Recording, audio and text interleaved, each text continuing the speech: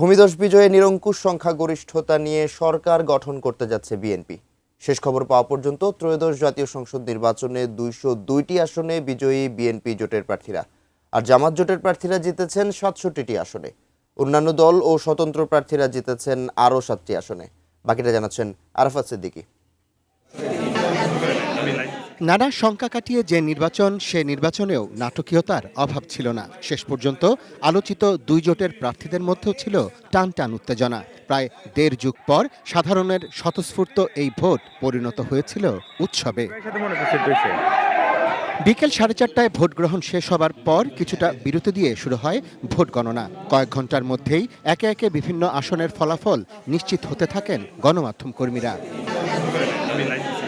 ঢাকা 17 এবং বগুড়া 6 দুটি আসন থেকে বিজয়ী বিএনপির চেয়ারম্যান তারেক রহমান। বিজয় এনে বিএনপির জয়ীদের এই তালিকা দীর্ঘ করেন দলটির মহাসচিব মির্জা ফখরুল ইসলাম আলমগীর এবং নির্বাচনে অংশ নেয়া স্থায়ী কমিটির সকল সদস্য। সে সঙ্গে জয় ছিনিয়ে আনেন বিএনপির কেন্দ্রীয় কমিটির অধিকাংশ নেতা। নিন মজাদার গোলমার্ক পপ, কুড়মুড়ে বাইটে ফুরফুরে লাইফ। বিএনপি জোটের অন্যান্য দলগুলোর মধ্য থেকে জয়ী হয়েছেন আন্দালি রহমান পার্থ, জোনায়েদ সাকি, নূর হক নূর সহ জনপ্রিয় আলোচিত রাজনৈতিক নেতারা। বিএনপির বিদ্রোহী প্রার্থীদের মধ্য থেকেও আলোচিত স্বতন্ত্র প্রার্থী রুমিন ফারহানা জয়ী হয়েছেন।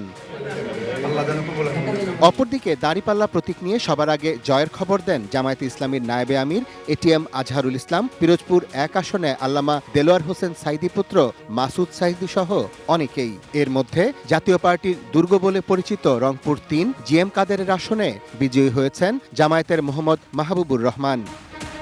পোস্টাল ব্যালটে চমক দেখিয়ে সিরাজগঞ্জ থেকে জয়ী হয়েছেন জামায়াতের সহকারী সেক্রেটারি জেনারেল রফিকুল ইসলাম খান। জামায়াত নেতৃত্বাধীন 11 দলীয় জোটের অন্যান্য নেতাদের মধ্যে এনসিপির সদস্য সচিব আক্তার হোসেন ও জ্যেষ্ঠ মুখ্য সমন্বয়ক আব্দুল হান্নান মাসুদ জয়ী হয়েছেন। নিজ আসনের ইতিহাস গড়েছেন দলটির দক্ষিণাঞ্চলের মুখ্য সংগঠক হাসনাত আব্দুল্লাহ। আইনি জটিলতায় এ আসনে বিএনপির প্রার্থী মঞ্জুরুল ইসলাম মুন্সির প্রার্থিতা বাতিল হয়।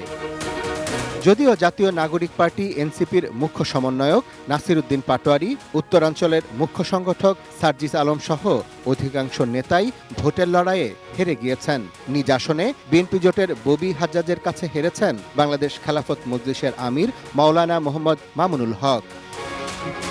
ত্রয়োদশ সংসদ নির্বাচনের আগে 12টি সংসদ নির্বাচনের মধ্যে দল হিসেবে 8টিতে অংশ নেয় বিএনপি। এর মধ্যে জয়ী হয়ে সরকার গঠন করেছে 4 বার। এবার ভূমিধস বিজয়ের পর পঞ্চমবারের মতো সরকার গঠন করতে যাচ্ছে দলটি। আর এই বিজয় এমন একটি নির্বাচনে এলো যেখানে ভোটের দিন কোনো প্রাণহানি হয়নি। দেশের নির্বাচনের ইতিহাসে এটি একটি অনন্য রেকর্ড। তাদের অধিকার প্রয়োগ করবেন।